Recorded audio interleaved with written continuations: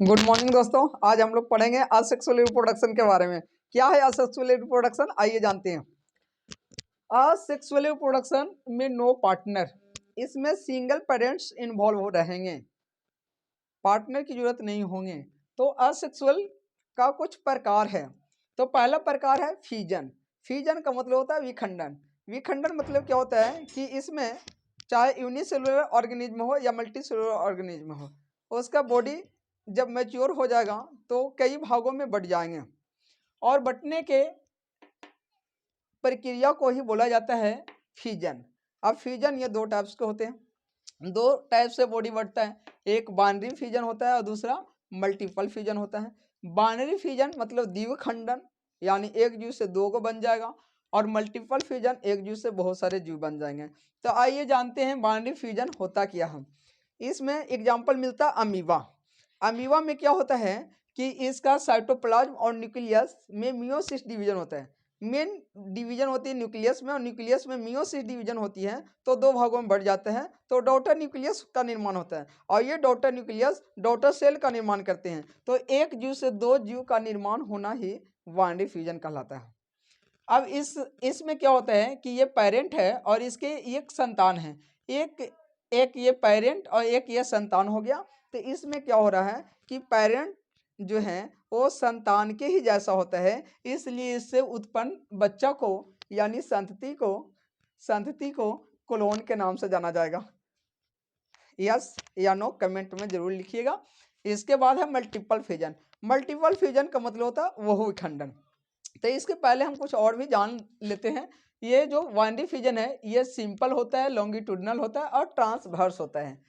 ये तीन तरह के हैं। यहाँ पे बटने का तरीका सिंपल फ्यूजन जो होगा अमीबा में होगा, लॉन्गिट्यूडनल जो होगा यूग्लिना में होगा। मतलब लॉन्गिट्यूडनल में होता है क्या, खड़े, मतलब बीच बीच में कट जाएगा, बीच बीच में कट जाएगा, लॉन्गिट्यूडनल हो रहा। और ट्रांसवर्स में क्या होते हैं, ट्रांसवर्स में ऐसे होगा।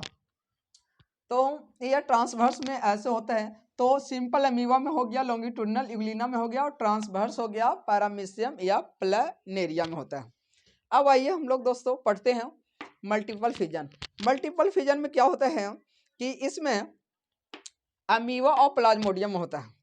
यह जब अनफेवरेबल कंडीशन में चला जाता है, या ज़्यादा जाड़ा वाला मौसम में, या ज़्यादा गर्मी वाला मौसम में, या फिर ज़्यादा पानी वाला अवस्था में चला जाए, या किसी अवस्था में अनफेवरेबल कंडीशन में चला जाता है, तो ये अपने बॉडी को सुरक्षा करने के लिए 3 आवरण का निर्माण कर लेता, 3 आवरण का निर्माण कर लेता। वो 3 आवरण को कहा जाता है इंसिस्टेशन।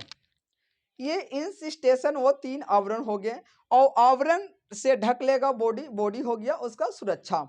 लेकिन उसके अंदर जो न्यूक्लियस पाया जाएगा केंद्रक, उसमें माइटोटिक डिवीजन होगा, उसमें बार बार डिवीजन की क्रिया होगी, तो बहुत सारे वो अमीबा का निर्माण करेगा। तो बहुत सारे अमीबा का निर्माण करेगा, तो उसे स्यूडोस्पोडियोस्पोर के नाम से जाना जाता है। स्यूडोस्पोडियोस्पोर के नाम से जाना जाता है। और जैसे ही फेवरेबल कंडीशन आएगा तो ब्रेकिंग होगी, और एक्सिस्टेशन उसका आवरण टूट जाएगा।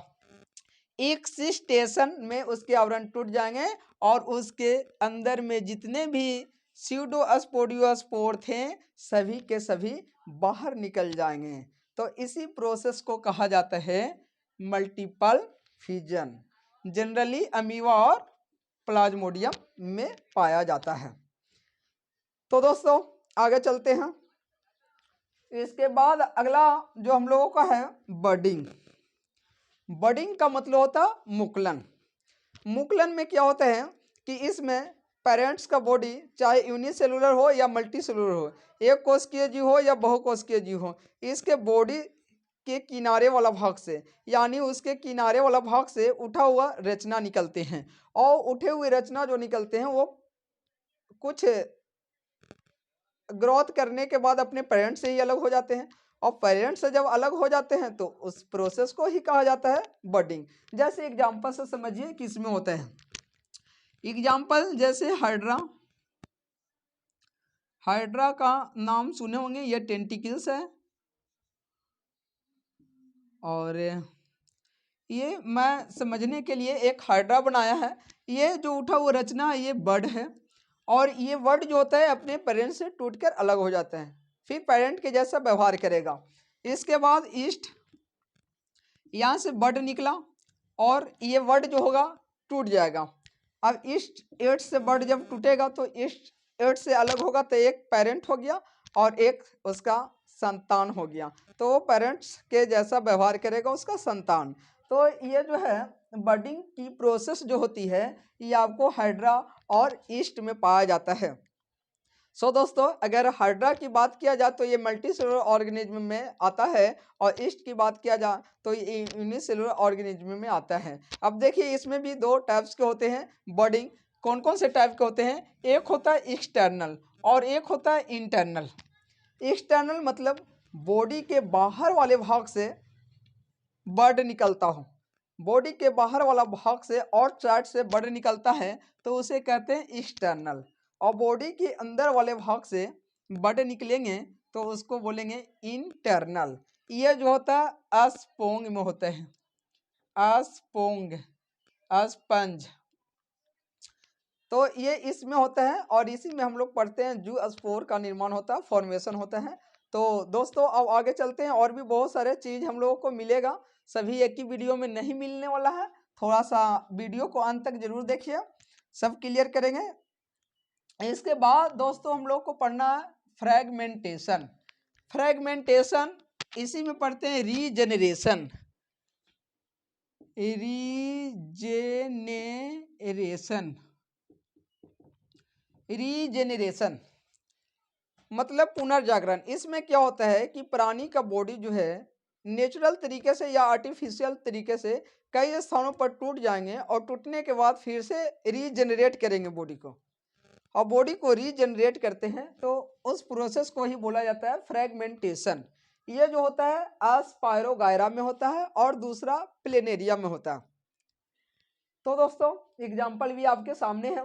इसके बाद अस्पोरुलेशन, यहाँ पे बोल रहे थे अस्पोर बनता है, तो ये अस्पोर यहाँ पर अभी आपको मिलेगा देखने को, अस्पोरुलेशन। इसका एग्जाम्पल प्रोस्टिस्टा एल्गी और फंजाई में देखने को मिलता है। सो दोस्तों